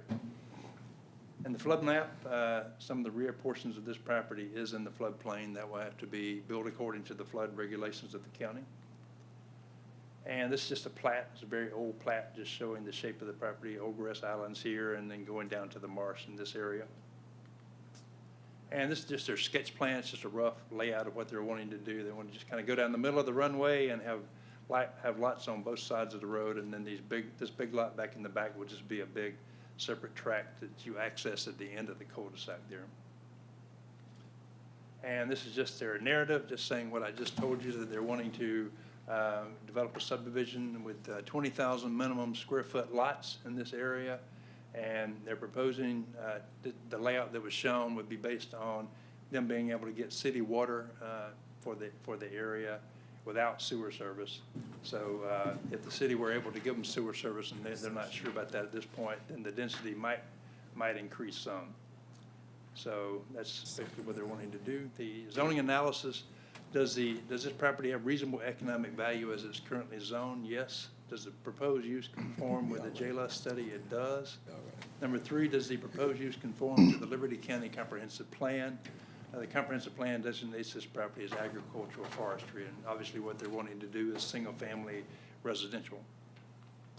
Number 4, will there be an adverse effect on the value and usability of nearby properties? We've answered no. Number 5, is this proposed use suitable in view of nearby uses? There is a residential subdivision, single-family residential subdivision directly across Old Grass Island Highway, and there's also some other single-family residences around. So this is generally a residential area. Number 7, would this allow a short-term gain at the expense of our long-term goals? No. Will this cause a domino effect or encourage sprawl? No. Are there any unique historical sites that might be adversely impacted by this proposed rezoning? No. Number 10, is this parcel in a flood hazard area? I showed you on the map that the rear portion of this property is in the AE flood zone. Number 11, is this spot zoning and unrelated to the existing pattern of development? No. And we haven't identified any unique conditions that support approval or denial. The Planning Commission heard this at their June 15th meeting, and they recommend approval with standard conditions. I'll be glad to answer any questions that you have. There's a petitioner here. Jeff, Yes, sir. this is the same track that we looked at 6, 7 years ago. A little while Wanted ago. to make it a fly-in to the house. Right. Mr. Berg had several opportunities that he floated over the years, and that was one of them. That's right. Okay. State your name. I'm Michael Casey. I'm just here to represent the owner. He's out of town on a family emergency, so I had to represent, I'm just representing. Okay. Answer any questions you might have. You want to give us your 2-minute overview of what's going on? Yes, sir. What Mr. Volan's wanting to do is just come in here. He's wanting to do some half acre. Some of the lots will be bigger than half acre. Some of them may be an acre, acre and a half. The lot in the back is an already existing house on one of the tracks that he will just beautify up, just kind of run down. And it's going to be sitting on probably about a 2-acre lot. And then the island in the back, it would just be probably 1 or 2 lots at the most. It's about a 4-acre island. It's on a real high hill, beautiful oak trees. We're not there to take any trees down that's not already been taken down from the runway. Got a bunch of beautiful live oaks on it. Plan on doing half acre, like I said, half acre to maybe a little bigger lots, just to create some bigger houses, not tract builder type homes. 300, 350, 400,000 homes, not small little tiny homes. That's why the lots are going to be bigger. We would do septic tanks on the lots. We've did the soils. The soils are pretty good on the property. And we would be trying to get, like I said, water from Midway. Okay. So you haven't had that discussion with Midway yet? Yeah, you had a little bit from an engineer. Okay. I just talked to them. Okay. So they got some water, And so we just trying to, we have to get EPD approval. But we think we can get the water from Midway to do no more than we're gonna do, only 40 or 42 lots at max. Okay. But you will have septic instead of public sewer? Septic, yes, sir. Yes, sir, instead of public sewer. We're not trying to go in there, we really have not tried to go in there and wanted to do an increase in density or anything. We don't really care about getting the sewer to try to get 30 or 40 more lots. We just want to do the bigger lots. We standardly, Mr. Volan, it does things like this from time to time in small little places, and he likes to do big lots, bigger houses, nice, real nice stuff. Okay. Who's the engineer? Mr. So, yes, sir, I've been working with Mr. Casey for 15 years or more. So I'll be the review engineer on this, but I have talked to the design engineer on what's going on. Also, looking at it from the city of Midway's perspective. Midway does have water to provide to them. They got the capacity for the water. Should have better pressure out there as soon as this new well goes online. Sewer capacity is pretty much tapped out on this city Midway side. What capacity is left is pretty much dedicated to the development authority. So working on trying to get more sewer capacity at the Midway plant. So not really trying to provide sewer from the city of Midway there just because of treatment plant capacity. Collection, we can collect it, just, not enough capacity without dipping into the development authority. He'll have to meet all the drainage requirements. I did look at the soils. He sent me a copy of the soils, and the soils look like they'll be fine for the this number of lots that are going out there with the larger lots. Right now I'm not seeing any real red flags. Well, you need to come to the mic. Oh, Come up to the mic. I'm sorry. Thank you. I got a little too low, huh? Yeah. Yeah, right now I'm not seeing any red flags. Okay. So, I just got something you said just now. You are the ones that's going to be doing the review? yes, sir. So who's doing the drawing? Brandon Purcell. Okay, because I didn't want you doing the drawing and doing the review. No, I'm not doing the review. You're not doing I'm Drawing. doing the review. I'm not doing the design and the review. Yeah. Trent, I know. I've been friends with Mr. Casey for a long Yeah. time. We've done a lot of projects together, Richmond Hill and other places. This is actually a friend of mine, Mr. Volan, and he brought me into this deal because I've got a lot of development knowledge, and that's kind of how I've got involved in it. Okay. Trent, factor in, if you will, we've been talking about infrastructure. We're talking about Isle of White Road, getting people in and get them out. Address that, if you will, how this will or will not have. So there will be a small impact on the intersection. I'm not going to say it's not going to have any impact, but there will be a small impact on it during the peak hour, but a minor number of cars.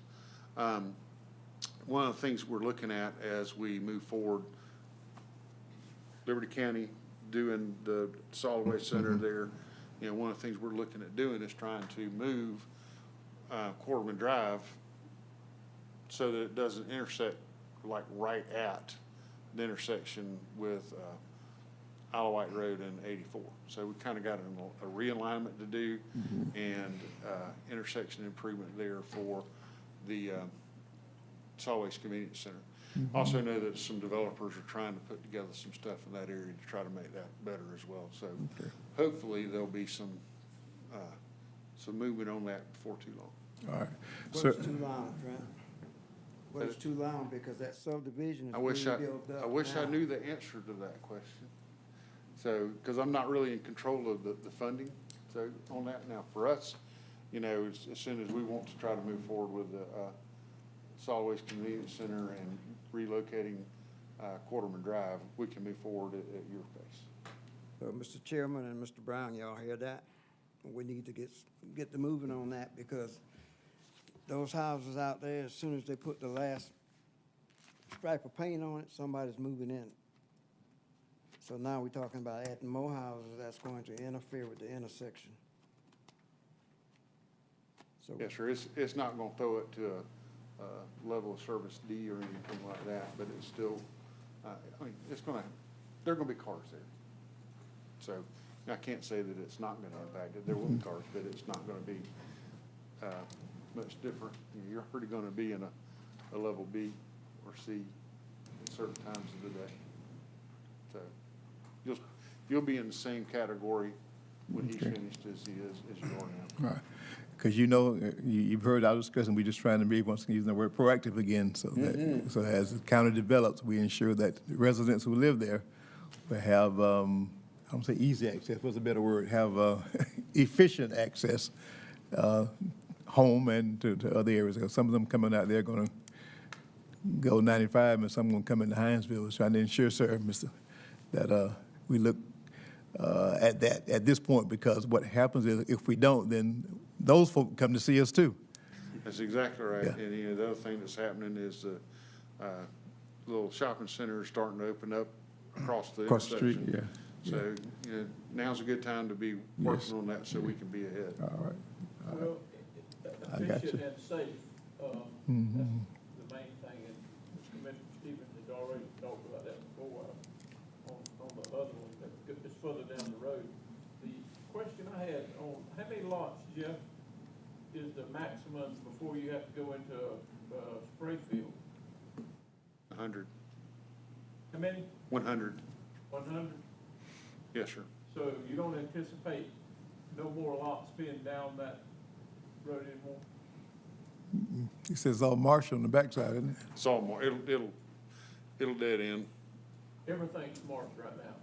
He's got a note up there that it'll flood area, but, everything's I'm sorry. flooded here last week, so. Yes, sir. Yeah. Everything is waterfront property. That's one thing we can't control. Okay. Yeah. Okay.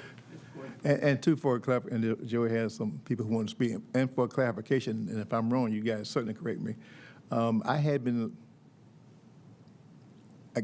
I guess I misinterpreted that the state of Georgia was leaning towards forbidding septic tanks in the future, and I found out that's not the case. Does not. If you have the right type of soil, you can put in septic tanks. Right. But I'm just be personal. I was led to believe that the state of Georgia was was moving away from allowing that, and I thought even then, man, as much rural as Georgia is, how you ever gonna? Yeah, no, there's, Yeah. so, Yeah. one of the things that I've talked about with Jeff, and this is getting a little bit off of this rezoning, is, we have an arbitrary 100 lots in our ordinance that basically says, if you have 100 lots, you gotta have a community drain field, or you gotta have a sewer system. We may want to, and what I'm trying to do is come up with some other places that have done it differently, have a performance-based requirement that basically says, all right, if you got soils that'll handle it, you can do it this way, or if your soils won't handle it, you've got to move, and we've got to figure out a way to draw the line in the sand on a performance-based requirement instead of an arbitrary number. So, yeah, because you'll see coming next month a request that's going to kind of challenge that. All right. No, I'm definitely representing. All right. Someone wants to speak. I need to bring them up. Who? Yes, sir, there's several people on here. Mr. Duke, Jason Duke. Mr. Duke, you come up and state your name, please, sir, and just come to the podium and state your name for the matter of record, sir, and give us your comments. My name's Jason Duke. I own the land to the west of him. And my land's more agriculture than it is residential. I have animals, and I would like some kind of barrier. I mean, I don't want people thinking I have a petting zoo. Can I see his property?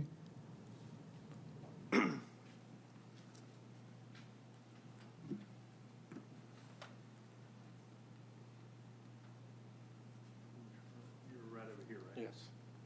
Okay, so it backs up to your property, or it abuts your property? There'll be several lots that'll be backing up to this, Okay. including the island in the back, where they Okay. won't put more. Okay. All right. Has there been any, so did LCPC, Jeff, discuss, did you make the same statements at the LCPC hearing? Did. And the decision was not to require? No buffers, there were no, it was standard conditions.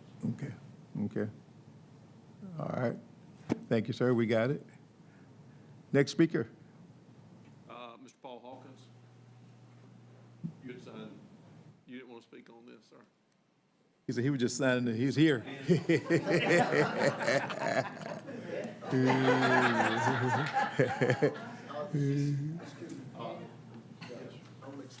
live three houses down. Oh, you in that area? I live 3 houses down from there. Here.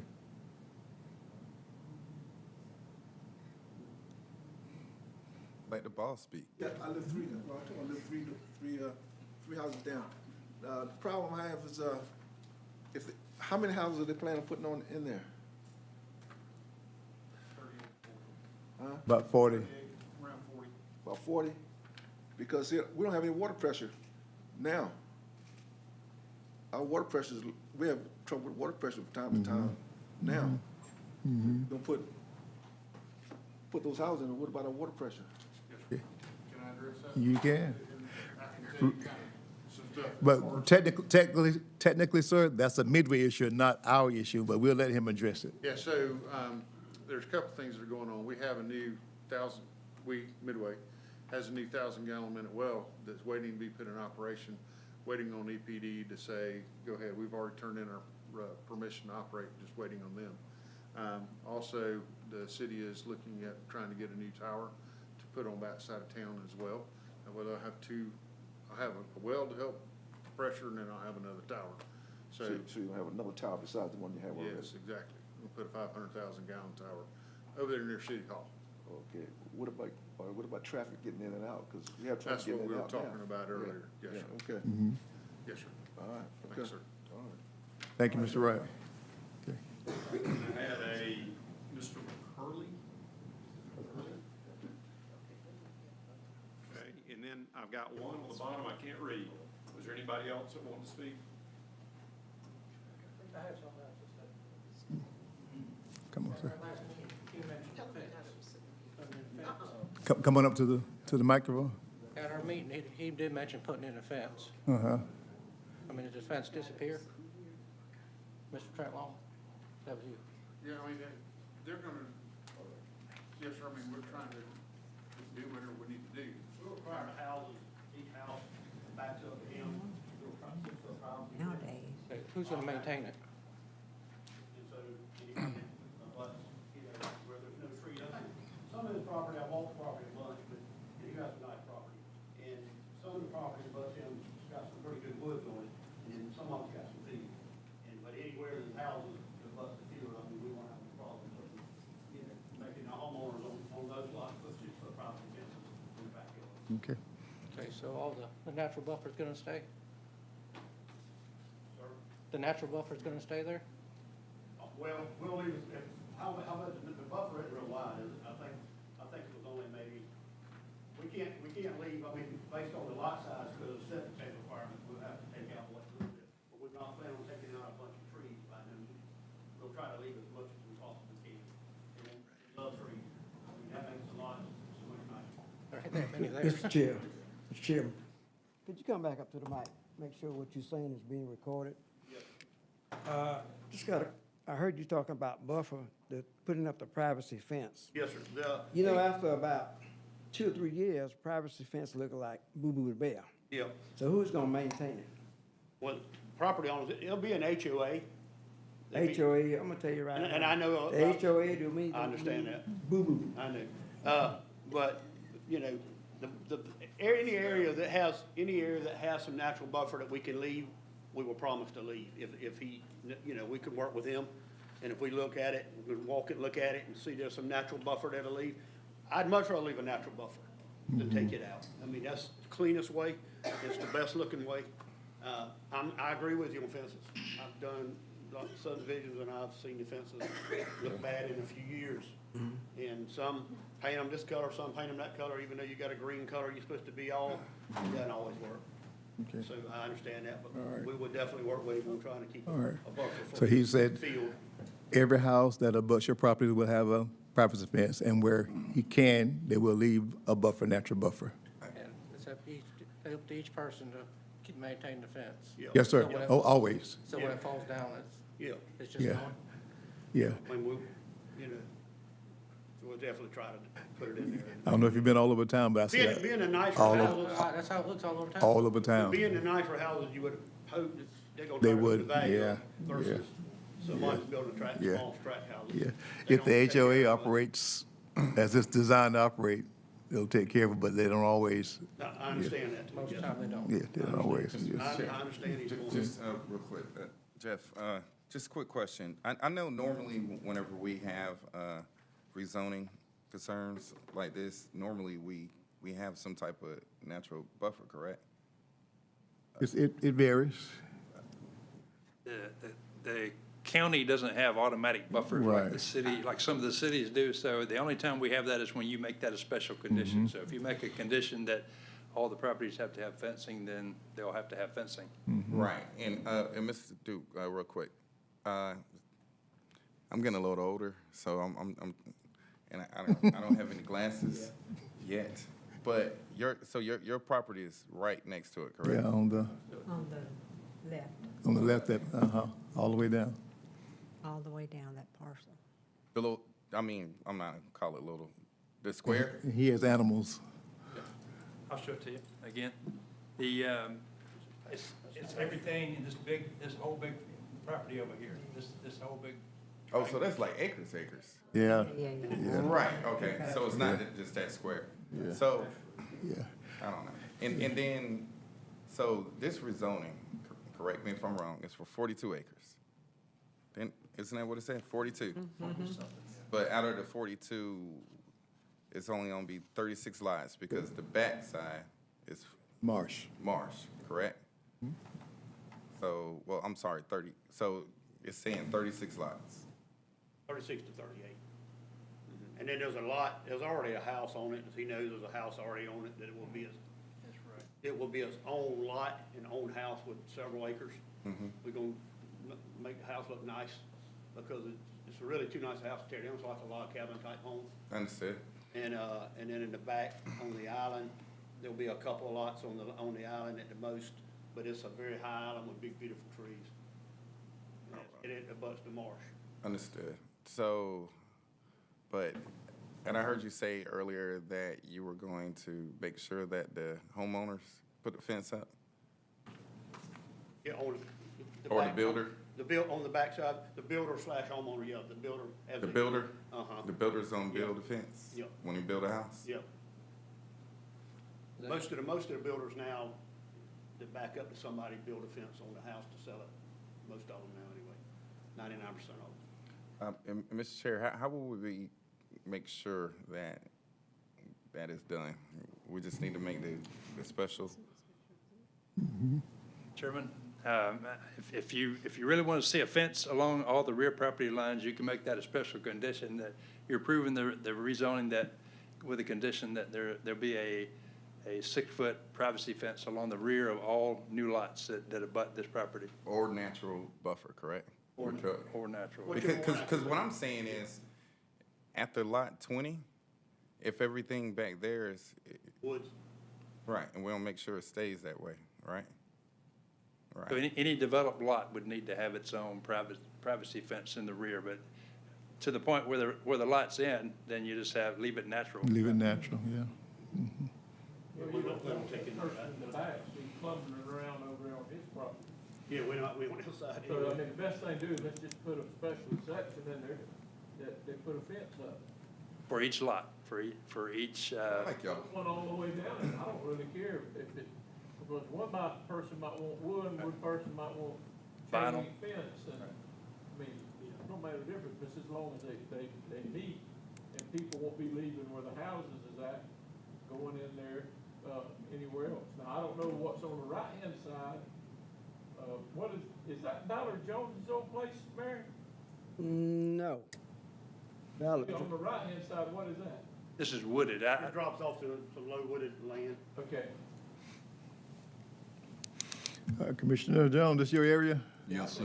Yeah. All right. I mean, that's up to. What say ye? But I would say, Mr. Chairman, Mr. Duke, how are you, sir? The discussions we having now, I guess, we're trying to determine maybe a barrier in between your property and the new development. Are you satisfied from what you hear being discussed that you would get satisfaction out of, At first, I think it will, until the fence falls down, which I've seen it too many times. I just wonder if I want one person to walk call up to when the it mic. falls down.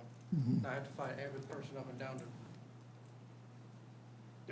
Maybe bring something else up that would work. I don't know if he would like it. If it's a certain amount of footage, 10 to 20 foot from his property line, especially like where the pasture is and all where it's open there, you know, we could leave, there's natural woods there, try to leave the natural woods already there. And anywhere that's not woods there, we could push up a berm, like a 6-foot berm, which is gonna grow trees and everything in no time. And then you're not gonna have nothing's gonna fall down because the fence ain't gonna rot, because there's gonna be fence there.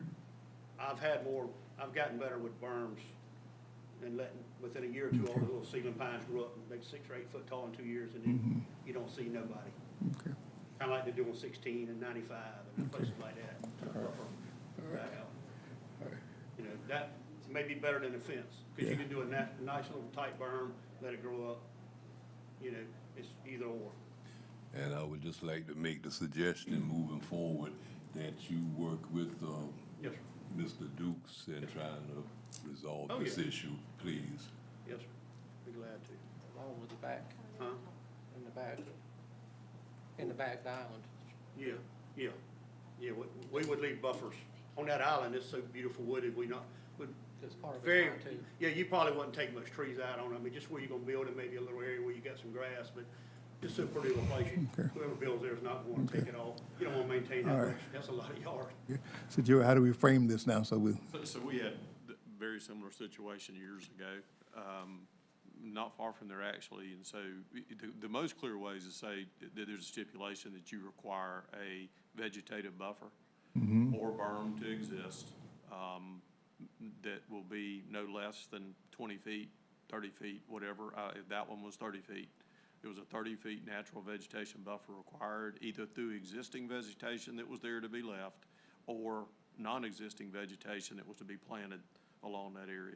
So it could be accomplished by berm and by planting, but you need to really designate what that width is. We got into that situation, actually had to go out and measure those. So that makes it the clearest for us. okay, on all right, enforcement 20 feet. place. So actually, if you're saying it's a 10-foot setback or a 20-foot setback, what is that gonna do to the size of your lots? It'll be 20 feet shorter. 20 feet shorter, but it covers, if you don't, that's covered under your septic tank requirement. Right. Because it's still in your 20,000 or 20,000 square feet. So you can leave the vegetative buffer, still counts, because it's trees and all, you know, everything just absorbs anyway. So that's fine. I mean, what we could do is look at everywhere there's a vegetative buffer that we could leave, and anywhere that we can't leave, we'll push a berm up and make something. Give that attraction. All right. Kind of make it all look the same. He was one of the person that asked to speak. Oh, was there? Sorry. Just as a resident of Isle of Wight, and since I'm hearing all this now, just curious because we have 232 houses going in the Dryden property, and now we're talking about adding 40 more. How are we gonna handle the traffic? You missed that conversation. I did, I'm sorry. And the trash, and I understand they have trash service because that was the answer to the Dryden property. But those people still use our trash. They still use the dump at the end of the road, which I understand is relocating. Yeah. Who want to do traffic again? Sorry, Trent? Trent. I can come see you if there's an answer. Yeah, there's an answer. There's an answer. You'll probably come out office, I can show you what we got. Okay. It's It's a good answer? It is. Because right now, it's really hard to get in and out. It is. Okay. It's an answer. And what about trash? I've already Just addressed curious. that, Leah. Yeah, okay, I know, we've had that conversation, it's just, it's really hard even now, and they've only put like 10 houses 20 in. foot. Okay, yeah. We got you. Okay. Yes, ma'am. Yeah.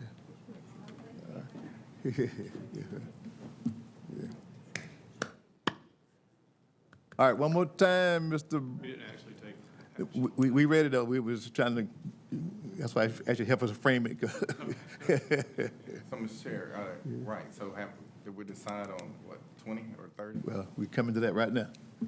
Yes, Mr. Chairman, Mr. Brown, we would like to move forward with this request and to satisfy the adjoining property owner, that we put the standard, well, go with the stipulation that there'll be a 20-foot buffer in between the properties, where it can't be a natural buffer, that they would plant something, push up something, whatever. Burn. But, yeah, we are requesting a 20-foot buffer in between the two properties.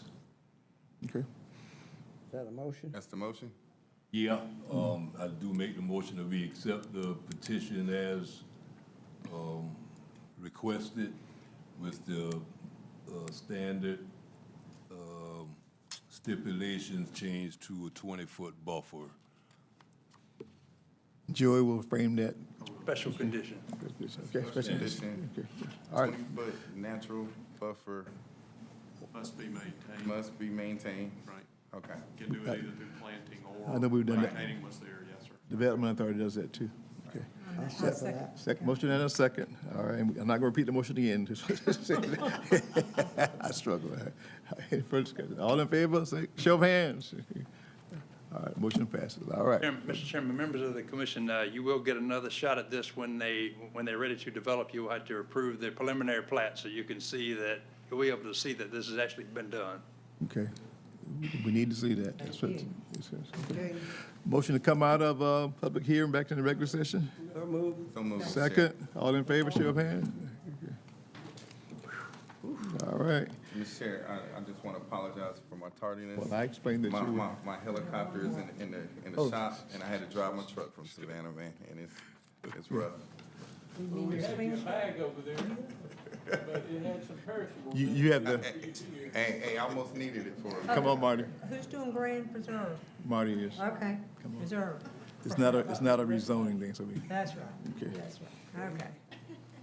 Oh, we switched Sit up. down so much in the last 3 hours. We're switching it up. Good afternoon, good evening, Good Chairman evening. and Commissioners.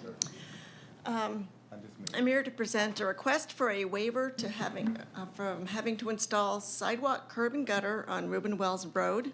This is for the Grand Reserve Phase 1 subdivision, and just a little bit more about that subdivision. It is a RTS Homes project designed by MESAC Engineering. It is 125 lots for single-family dwellings on a total of 65 acres. And it's in Reuben Wells Road in the county, District 3.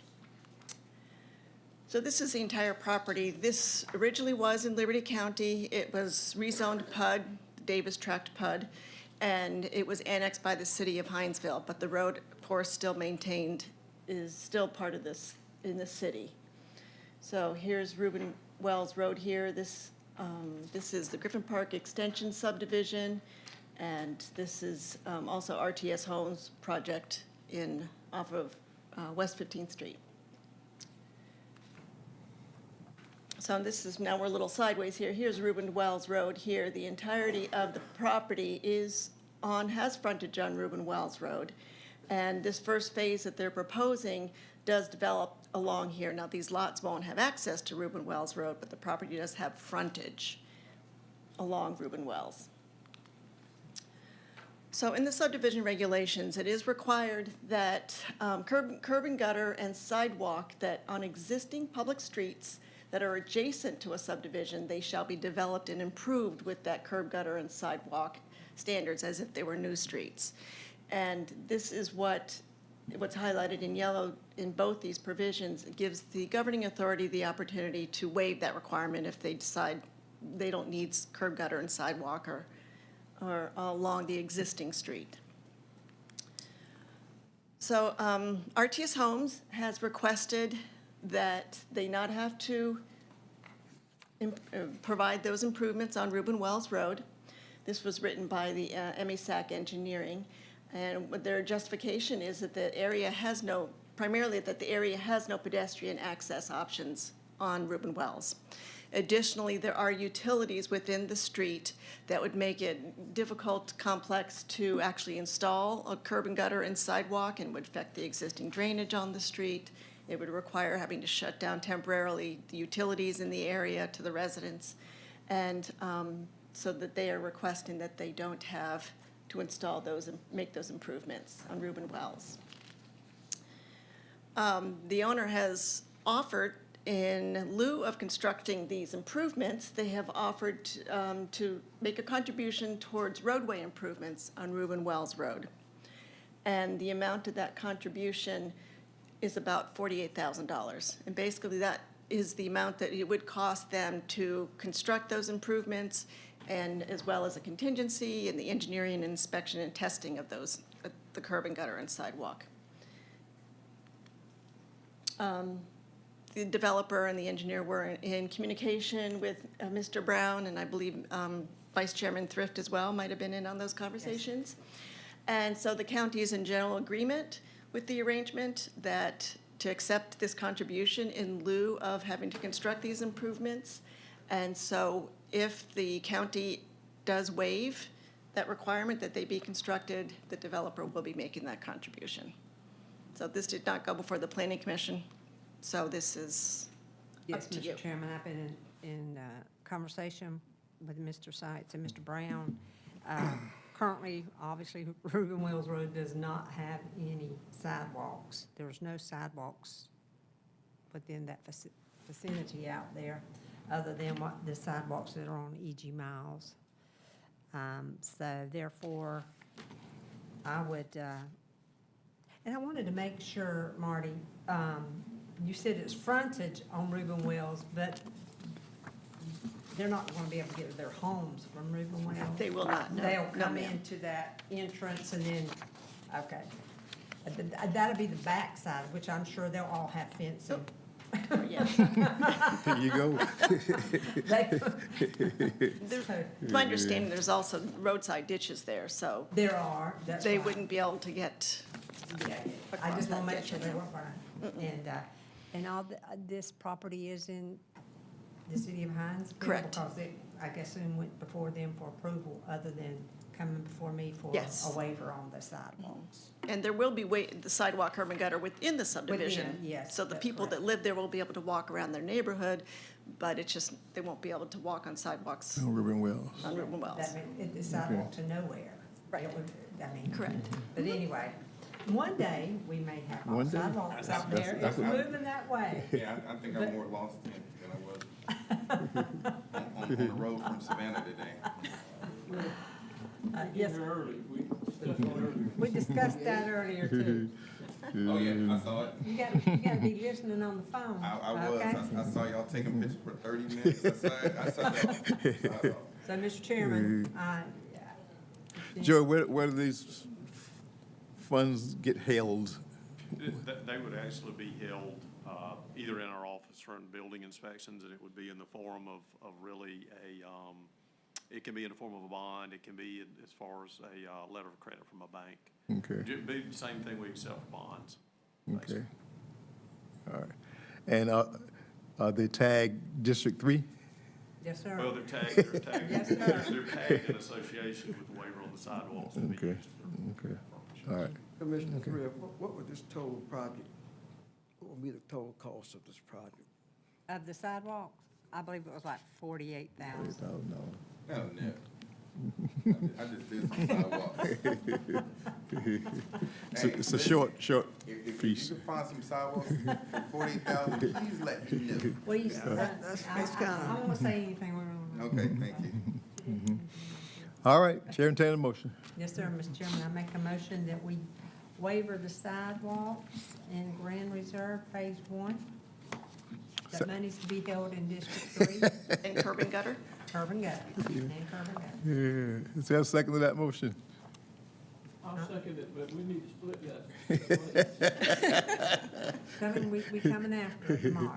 All right, further discussion. All in favor, show of hands, please. Discussion real quick. So just for clarification, really? right? Since Reuben Wells currently don't Does have not any, have any. so we're basically saying that because they're doing the development over there, that portion, they don't have to put curb and gutter on Reuben Wells, but it will be and sidewalks. Yes, inside the subdivision. Will be inside the subdivision. Yeah, Okay. Correct. yeah. And that's how many houses? $125, I think you said. Yeah. 25 in Phase City one of is, Huntsville. That's phase one, right? Phase one. Phase one. Right. Yeah. Yes. But I agree with kind of what, Yeah, there's no exit onto Reuben Wells. Yeah. So their entrance and exit will be off of Live Oak Church Road. yeah. So And really they'll no- maintain the roadside ditches that are deep, rural-type drainage on the back side of the subdivision.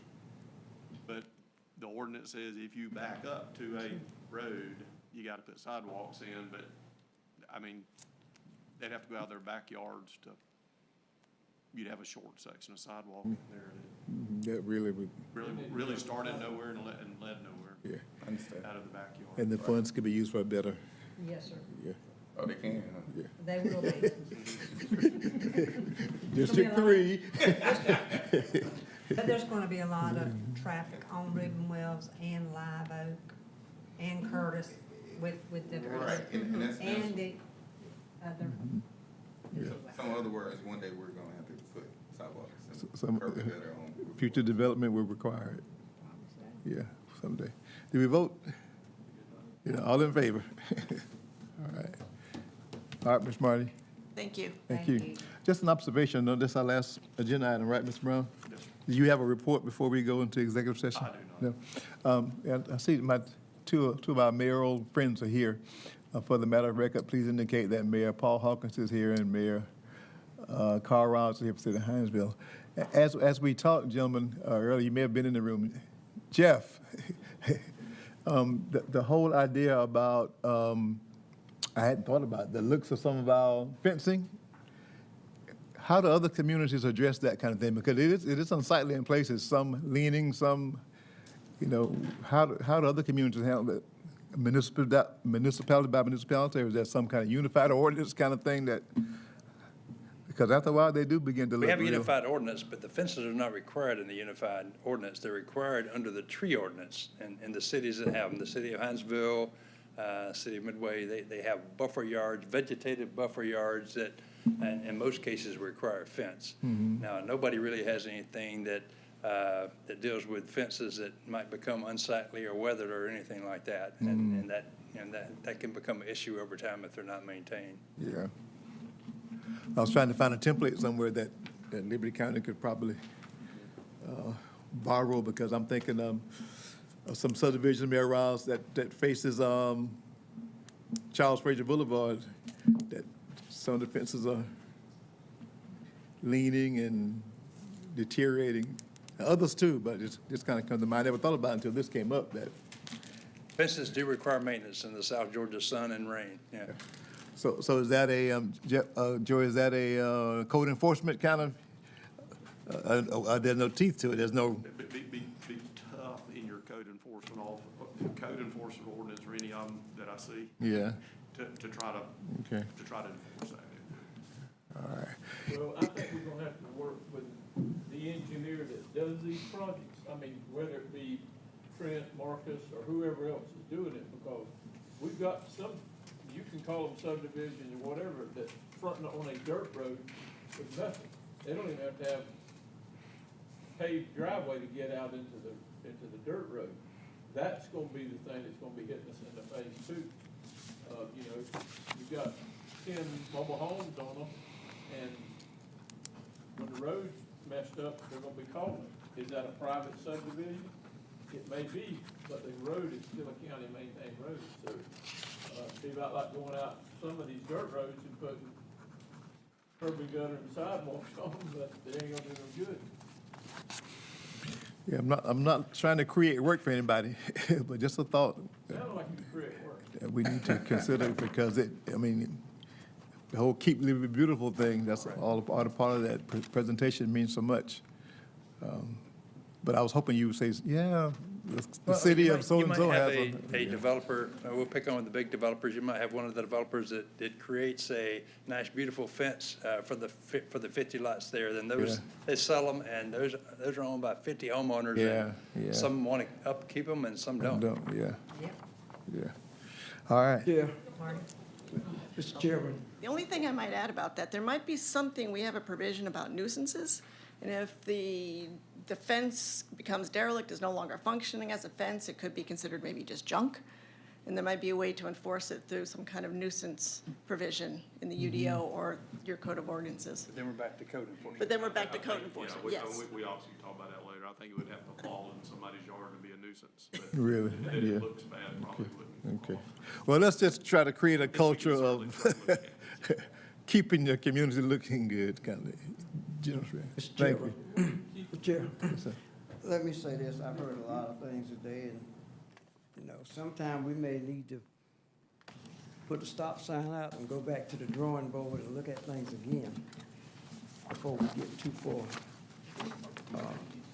Like having another little small commissioner's retreat or whatever. But that would be one of the ways of us looking at some of these problems that we're coming up with. Mr. Brown, will we have an answer on the audit by the next meeting? Supposed to have something this week, sir, by tomorrow. I will be checking Monday. And also mosquito control? Mosquito Are they- control, yes, sir, I put those in your box. Mosquito control has actively started to spray. So, we've got a copy of their routes. If you want one, we can run them off, and you do have a copy in your box. I think the next time when we say we got bad weather coming, mosquito control needs to be activated. Well, they'll be there all the time, of course, yes, sir. Yeah. Okay. They started spraying actually the day you called me. Tomorrow night, sir? Tomorrow night? Oh, talking about that Liberty trophy. High winning the trophy? No. Bradley's gonna keep it. Meet us at the Harvey Field for the Liberty Bragwell game. And I went to Liberty, but I represent the Broward District, so, hey, have a good game. Okay. There we go. All right, We have executive session for land acquisition. Okay. We'll try to do that in here if it's okay. okay. Thank everybody for coming. We just need a motion in a second. Motion to go into executive session for land acquisition. So motion? All in favor? All right. Thank you, ladies and gentlemen.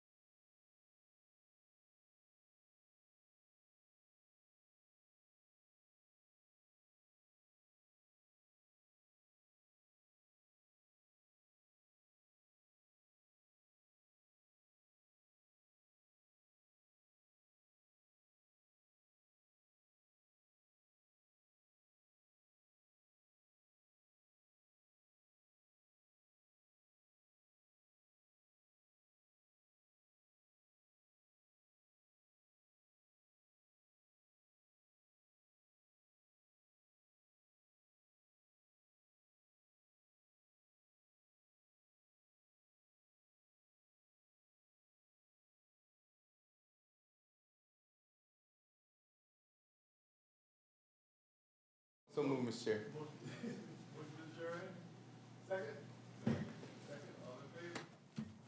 Thank y'all.